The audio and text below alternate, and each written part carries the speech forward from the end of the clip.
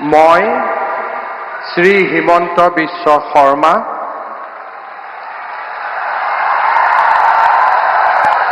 ঈশ্বৰৰ নামত শপত লওঁ যে বিধিৰ দ্বাৰা স্থাপিত ভাৰতৰ সংবিধানৰ প্ৰতি মই প্ৰকৃত বিশ্বাস আৰু আনুগত্য পোষণ কৰিম।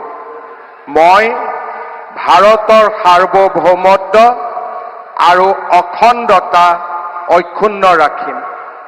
মই অসমৰ মুখ্যমন্ত্ৰী হিচাপে মোৰ কৰ্তব্য বিশ্বস্ততাৰে আৰু শুদ্ধ অন্তঃকৰণেৰে সম্পাদন কৰিম আৰু মই ভয় বা পক্ষপাত, অনুৰাগ বা বিদ্বেষ নোহোৱাকৈ সংবিধান আৰু আইন অনুসাৰে সকলো শ্ৰেণীৰ লোকৰ প্ৰতি ন্যায় আচৰণ কৰিম। মই শ্ৰী হিমন্ত বিশ্ব শৰ্মা ঈশ্বৰৰ নামত শপত লওঁ যে মই অসমৰ মুখ্যমন্ত্ৰী হিচাপে মোৰ কৰ্তব্যৰ যথাযথ সম্পাদনৰ বাবে আৱশ্যক হোৱাৰ বাহিৰে মই এনে বিষয় যি অসমৰ মুখ্যমন্ত্ৰী হিচাপে মোৰ বিবেচনাৰ বাবে অনা হ'ব বা মোৰ জ্ঞাত হ'ব, তেনে বিষয় মই কোনো ব্যক্তি বা ব্যক্তিসকলৰ ওচৰত প্ৰত্যক্ষ বা পৰোক্ষভাৱে অৱগত বা প্ৰকাশ নকৰিম। মই শ্ৰী হিমন্ত বিশ্ব শৰ্মা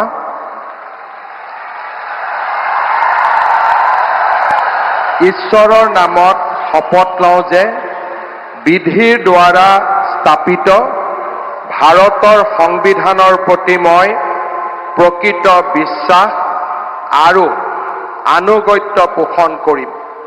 মই ভাৰতৰ সাৰ্বভৌমত্ব আৰু অখণ্ডতা অক্ষুণ্ণ ৰাখিম।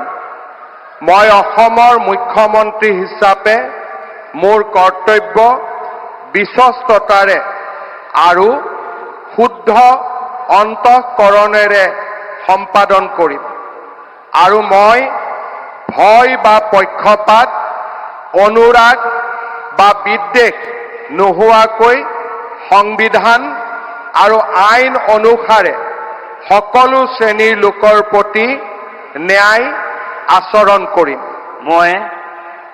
মই শ্ৰী হিমন্ত বিশ্ব শৰ্মা ঈশ্বৰৰ নামত শপত লওঁ যে মই অসমৰ মুখ্যমন্ত্ৰী হিচাপে মোৰ কৰ্তব্যৰ যথাযথ সম্পাদনৰ বাবে আৱশ্যক হোৱাৰ বাহিৰে মই এনে বিষয় যি অসমৰ মুখ্যমন্ত্ৰী হিচাপে মোৰ বিবেচনাৰ বাবে অনা হ'ব বা মোৰ জ্ঞাত হ'ব, তেনে বিষয় মই কোনো ব্যক্তি বা ব্যক্তিসকলৰ ওচৰত প্ৰত্যক্ষ বা পৰোক্ষভাৱে অৱগত বা প্ৰকাশ নকৰিম।